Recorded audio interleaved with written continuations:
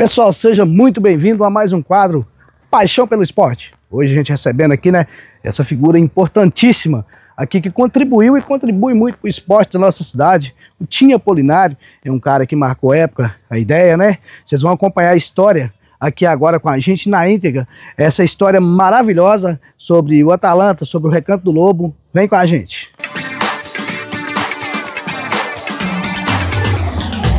Pessoal, hoje no nosso quadro Paixão pelo Esporte, recebendo aqui, uma figura lendária do esporte de Tamarandiba, um cara que, se hoje a gente tem competições de campo em Tamarandiba, é graças a uma atitude acabeçada por ele e de um grupo, que há anos atrás, há 35 anos atrás, Tim, por aí, teve a iniciativa, construção do campo, fundar o Atalanta, que tem uma história gigante. Bom dia, Tim, seja muito bem-vindo ao Paixão pelo Esporte. Bom dia, Martins. E diga aos telespectadores do seu programa, do seu quadro.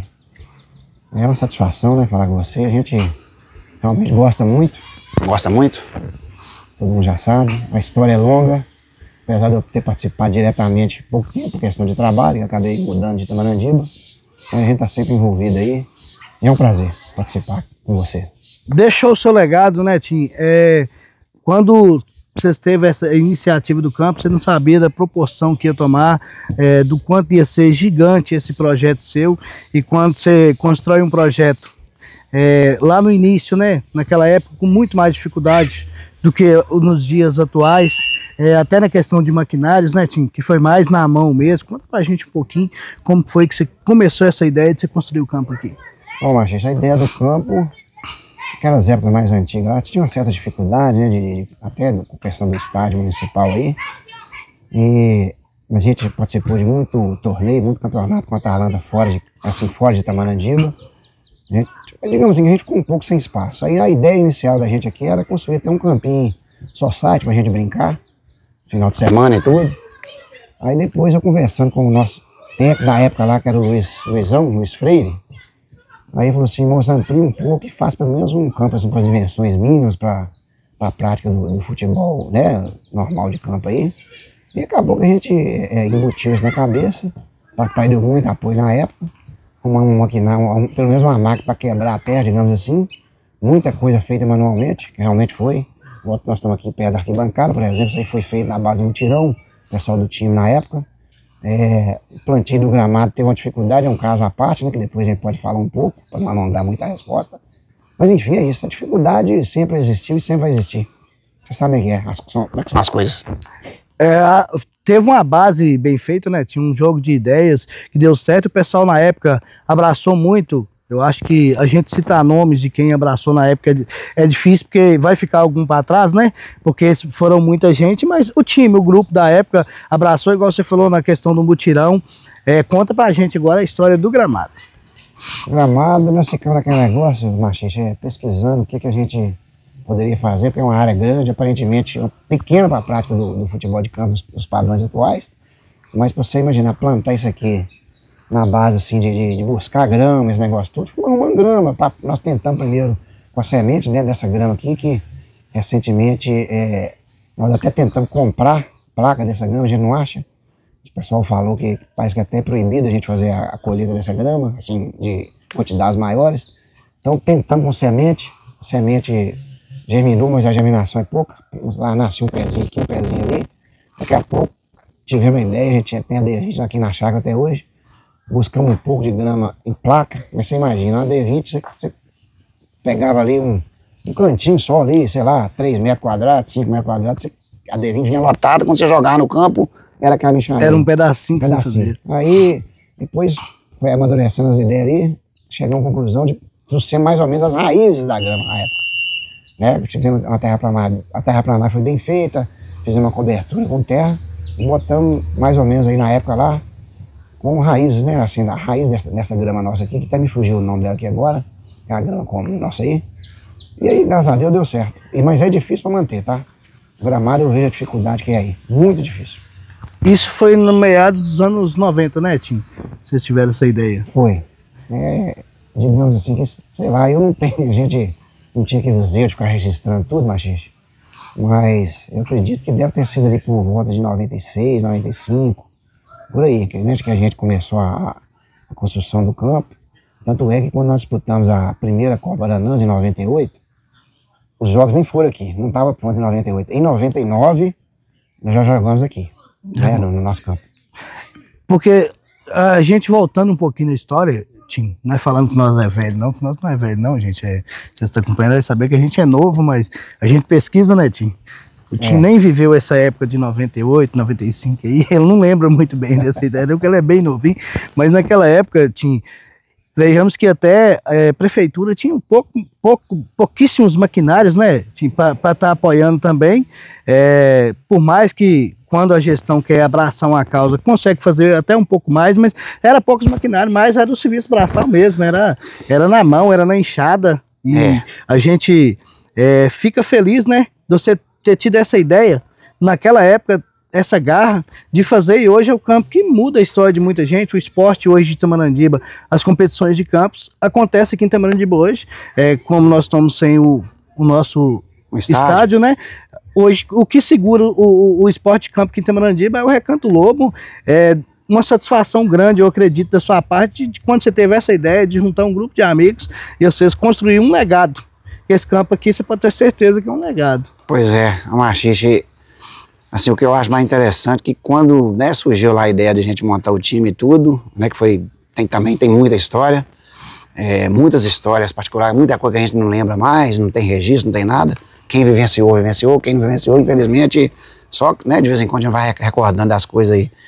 Mas o gramado, enfim, o campo, a gente realmente não imaginava essa dimensão. Tudo que a gente pensava no campo era mais pro nosso uso mesmo, né? Tipo assim, para amistosos, porque realmente era uma dificuldade, apesar de ter um estádio nosso ali na época, era bom e tudo, mas a gente pensava mais pra gente nós ter o nosso espaço, às vezes para não ficar dependendo do poder público, essas coisas, porque muita coisa realmente é complicada a gente depender do poder público, não é só em Tamarandiba, em qualquer lugar, sim, né? Porque tem as dificuldades das leis, tem às vezes até a má vontade mesmo, né, de algumas pessoas.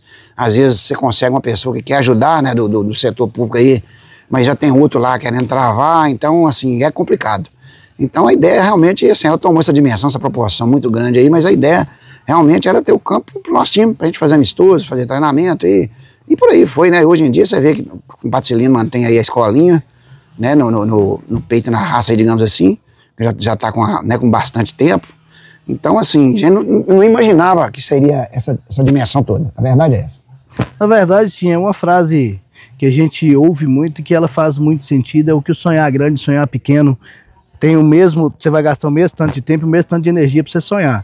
E um sonho que começou pequeno, que era só para fazer alguns amistosos de treino, virou uma grande realidade, uma grande realização para nós tamarandibanos, que é o Recanto do Lobo. Você pode ter certeza que é o sonho de muito molequinho que chega ali e bate o olho aqui dentro, o olho brilha, a vontade de vir jogar no campo, segura as pontas do nosso esporte. E hoje, vamos falar um pouquinho agora de Atalanta, parabenizar, né, a família de vocês por esse legado de ter fundado o time do Atalanta aí, e hoje, mais uma vez, parabenizar pelo Atalantinha. Lançar o Atalantinha, você vê meninos de 14 anos tendo oportunidade de disputar com os veteranos já, né, com os caras já consagrados do nosso futebol amador aqui, e você vê meninos destacando aí, prova disso no último jogo do Atalanta aí, o Bielzinho com 14 anos, me parece, levou um destaque de partida para casa, e tudo construído aqui dentro do campo, começou aqui dentro, dando os primeiros chutes na bola aqui dentro, e hoje o menino já está caminhando, se Deus abençoar, né, conseguir, quem sabe, engatar até no futebol profissional, porque tá jogando de igual por igual com os caras grandes aí.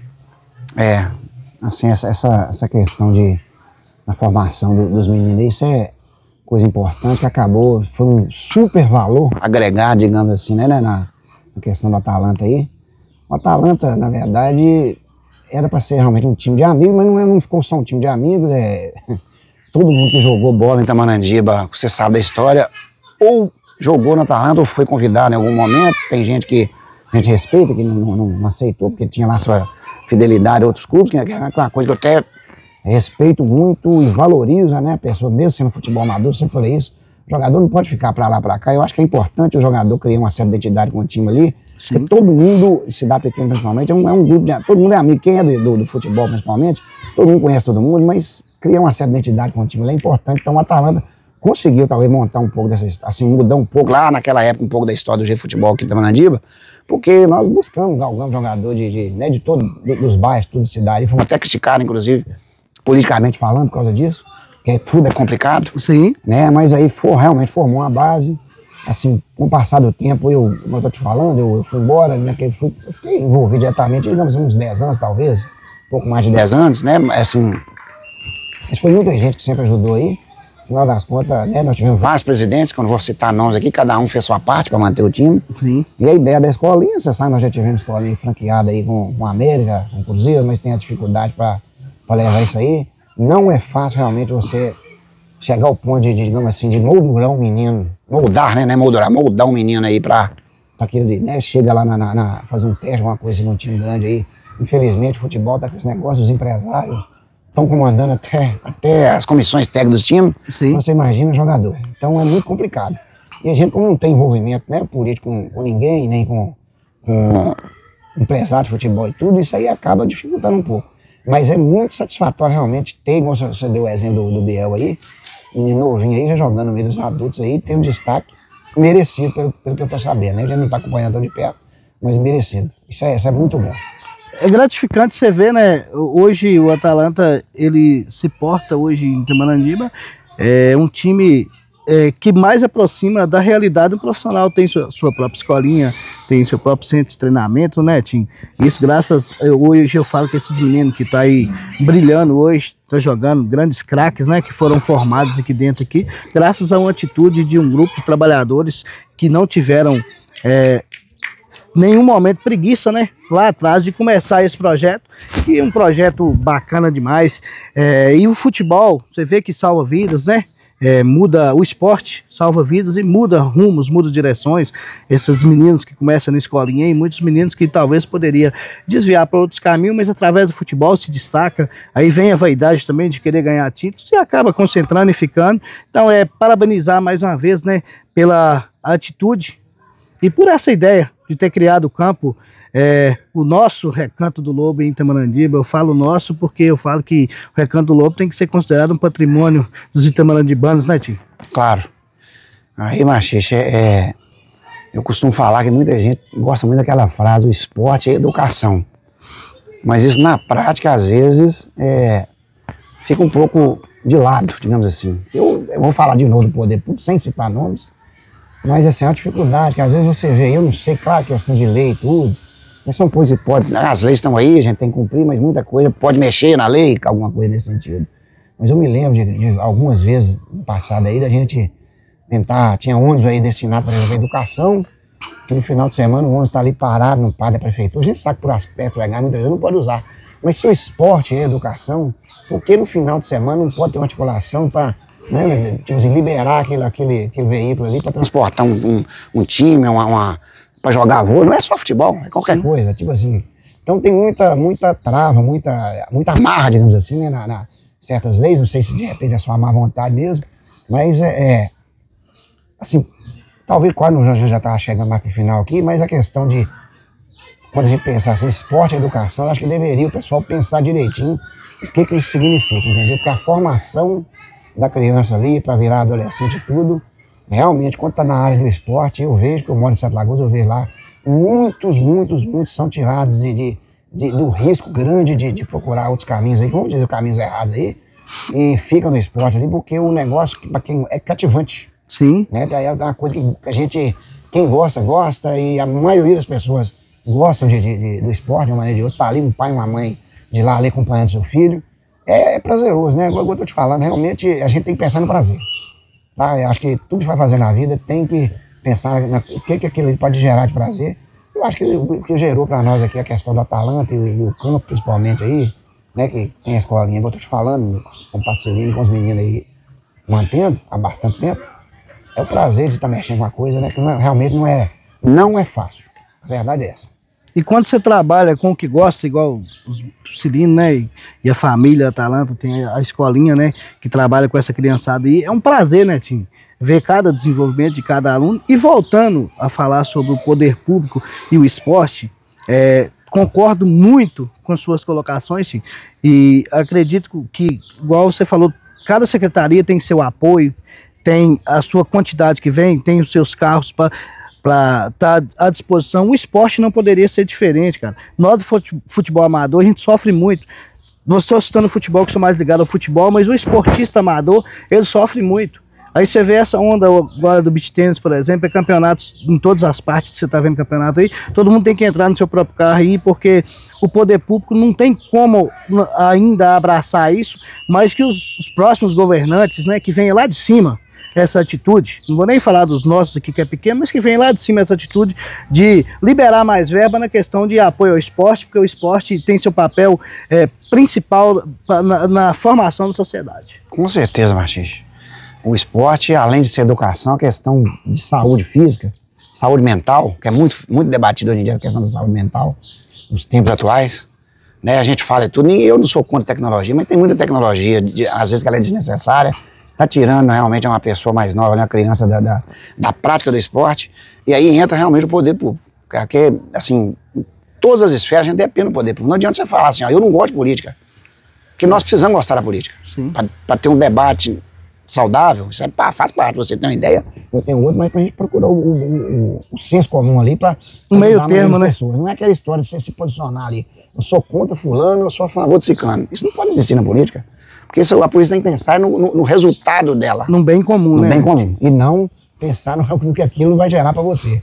Então, assim, tem muita coisa que pode ser mudada, que eu sei que tem parcerias, né, Machis? Sim. Todo lugar tem parceria, porque você vê aí times de futebol profissional, que muitas vezes você vê uma prefeitura por detrás ali, bancando certas coisas. Então, quer dizer, caminhos tem. Sim. Mas precisa de quê? Realmente é da boa vontade e às vezes deixar certas picuinhas de lado. Né? Pensar no bem comum. Acho que o principal é isso aí. Né? Parar de fazer as coisas ali pensando, olhando assim pro seu próprio grupinho, pensar no bem comum. Acho que a ideia é essa.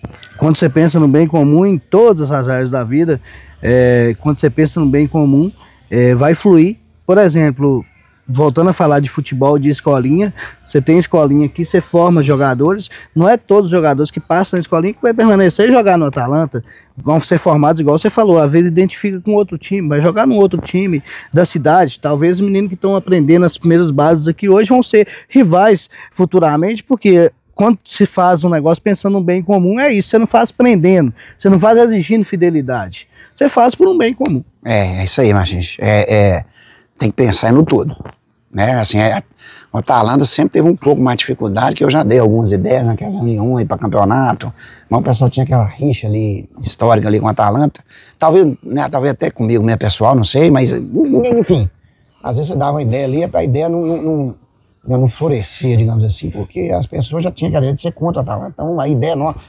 entendeu? Isso é que tem que acabar, entendeu? E assim, você gravou um programa há pouco tempo, você me falou com o seu Sebastião Silva, que eu até mando um abraço para ele. Já tivemos nossas diferenças, inclusive, né? Passou até dos limites, mas já está, obviamente, contornado. Sebastião Silva também, eu infelizmente, mas eu fiquei na tristeza quando, não infelizmente, não sei se a palavra é essa, mas assim, quando o Serrano, digamos assim, né, paralisou ali, né, as atividades e tal, porque tem que ter uma rivalidade saudável, sadia. Sim, é gostoso, né? Time mais ou menos no mesmo nível ali, porque só desenvolve assim, Martins. Só um time é mais complicado. Aí surge um time, surge outro. Eu adoro, mas o time tem que surgir e se manter, entendeu? Porque o fato não é fácil, não é fácil. Mas foi uma pena para ele, o Serrano ter acabado, entendeu? Eu me lembro que... Foi um time que marcou época também, né? Marcou época, e, né? Infelizmente, passou aí digamos assim, a fazer parte só da história, não tá mais aí. Mas quem sabe, né, o pessoal anima aí, consiga reativar, né? O Serrano, que vai ser importante para nós aí, pelo menos, né, da era do Atalanta aí e tal, né, foi o adversário, digamos assim, né, mais combativo que nós seremos, tá? Talvez a palavra é essa. Sim. Mas é isso aí, é por aí. Porque quando se fala, igual você citou aí, às vezes no jogo de ideia, vem muita gente contra, é porque só toma pedrada a árvore que dá fruto. E o Atalanta, nos seus 35 anos de história, tem uma sala de troféu invejável, e colheu muitos frutos de um trabalho muito bem feito também, né? Então, por isso que às vezes toma algumas pedradas.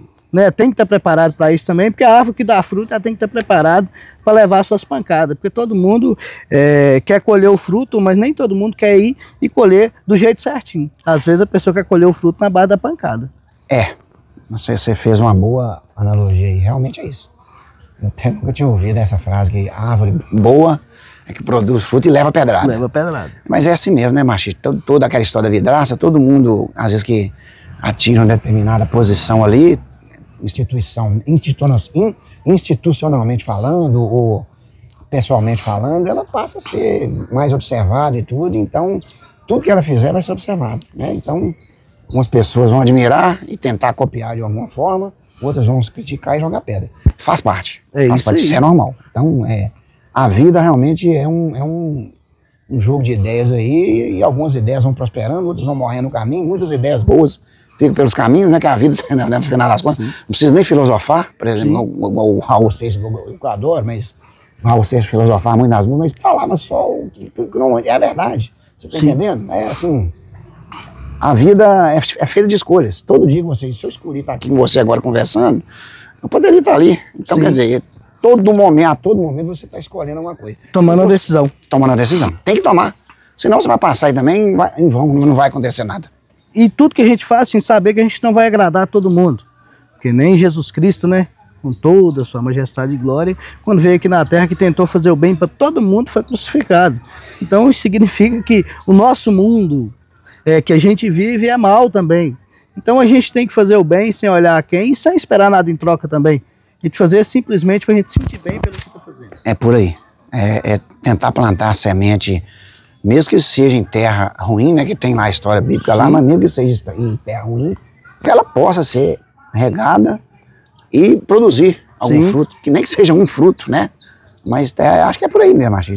Cristo realmente, eu acho que quando a gente fica olhando assim, a gente que é cristão sabe que no fundo, acho que ele agradou, foi uma minoria. Bem minoria. Que ele teve muita dificuldade, imagina ele, né?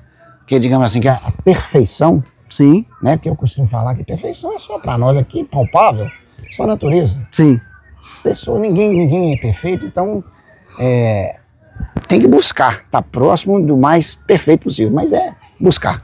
E realmente sem fazer as coisas sem pensar em agradar todo mundo, que isso aí é impossível. A gente vai caminhando pelos final aqui, Tim, mas deixando só mais um pensamento, né, que eu vejo que Deus já nos fez projetado para errar. Pra gente saber o tempo todo que a gente depende dele para estar ajudando a gente a consertar os erros que a gente faz. E o interessante é a gente aprender com os erros da gente para não cometê-los mais, né? E que a gente possa ser inspiração para as novas gerações que tá vindo. Você pode ter certeza que você é um cara, vem do seu pai, você é um cara que deixou um legado, né? Vocês deixam um legado, você é inspiração para muita gente. Então, se você veio ao mundo e conseguiu ser inspiração para alguém, você já cumpriu o seu papel. E aqui, né? Agradecendo você por ter falado com a gente, né, no Paixão pelo Esporte. Muito obrigado por ter recebido a gente aqui para esse bate-papo. Ô Machado, eu vou agradecer, né, pelo momento aí, a gente tá podendo expor um pouco, né, das ideias. A vida, igual eu tô te falando, é muita coisa, assim, que a gente poderia falar aqui. Se a gente fosse falar, por exemplo, do Atalanta, a gente ia ficar aqui 3 dias e não ia conseguir falar do próprio Atalanta. A história é gigante, né, Jim? A história é gigante. Né? Tem muitas histórias. Aí, agradecer a oportunidade, se Deus quiser, futuramente a gente possa ter mais oportunidade, né, pra gente bater mais papo.